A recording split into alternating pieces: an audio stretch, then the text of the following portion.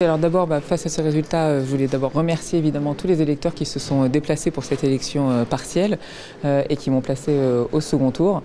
C'est à la fois une fierté, un très grand honneur pour moi. Évidemment aussi saluer tous mes concurrents qui se sont inscrits dans une démarche de construction et de responsabilité dans le cadre de cette élection.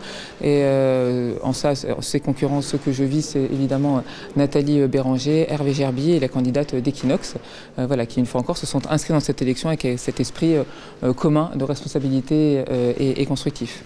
Et puis maintenant, on a un second tour qui va s'annoncer, donc avec le 19 janvier prochain, où il y aura un choix qui sera clair entre ma candidature et l'aventure de M. Loufoque. Ma candidature qui va s'inscrire dans une démarche de responsabilité, de dialogue collectif, de rassemblement pour rejoindre l'Assemblée dans un contexte aujourd'hui, on sait, de société déstabilisée avec un pays qui recherche de la stabilité, de la sérénité, de la visibilité. Et c'est véritablement ce choix que je fais avec effectivement en face un candidat qui lui est un candidat de la France insoumise qui s'inscrit dans une démarche de déstabilisation permanente alors que nous sommes dans un pays qui à l'inverse a besoin de cette stabilité pour tous les habitants de ce pays et principalement les plus fragiles qui souffrent le plus de cette instabilité actuelle. Et puis aussi une députée de terrain, une députée qui connaît son territoire, qui connaît ses habitantes et ses habitants dans le cadre du premier mandat que j'ai pu exercer de 2020 à 2022 et évidemment aussi dans le cadre de cette campagne de proximité qui a été faite. C'est effectivement un élément extrêmement important pour un député. Un député doit être connecté à son territoire pour porter à la fois le message de ses habitants et puis lorsqu'il vote aussi pour en faire le retour à ses habitants. Et donc ça aussi c'est une distinction très importante qui est entre ma candidature et celle de M. Loufoque. Et puis voilà, ce second tour il est dans une semaine. On va évidemment maintenant être sur le terrain pendant une semaine, continuer à aller convaincre, à aller travailler, être aussi une candidate du rassemblement, de l'unité, du dialogue. C'est une fois encore ces valeurs que je souhaite défendre à l'Assemblée. On en a véritablement besoin.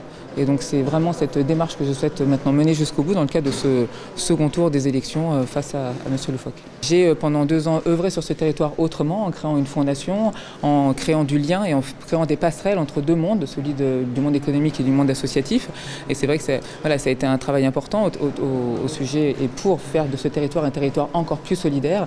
Et c'est grâce aux 40 entreprises, 70 associations qu'on y arrive chaque jour. Et c'est vrai que ce sont ces mêmes passerelles que je veux créer demain à l'Assemblée. Ces passerelles, je les avais créées dans le cadre de mon premier mandat, pendant le Covid, où il a fallu effectivement faire travailler ensemble à la fois les élus locaux, les acteurs institutionnels, les associations, les médecins, les soignants. Et donc c'est vraiment cette même démarche d'unité, de cohésion, d'apaisement que je souhaite porter dans le cadre de ce second mandat si j'ai été élu le 19 janvier prochain. Votre victoire, si elle se confirme le dimanche prochain, n'aurait-elle pas une portée symbolique? Ce serait peut-être sans doute même la première victoire du camp présidentiel depuis la dissolution. Forcément, ça va être regardé en haut lieu, non? Alors nous regarderons les conclusions de cette élection lorsque celle-ci aura lieu, et je l'espère, et c'est toute l'énergie que je vais y mettre pendant encore une semaine, nous en tirerons les conséquences. En tout cas, comptez sur moi pour que cette semaine, je la passe de nouveau sur le terrain, en proximité, en échange avec les électeurs et les électrices pour montrer quelles sont les qualités de mon engagement, quelles sont surtout la sincérité de celui-ci et l'envie de devenir de nouveau demain la députée de cette belle circonscription. Merci. Merci.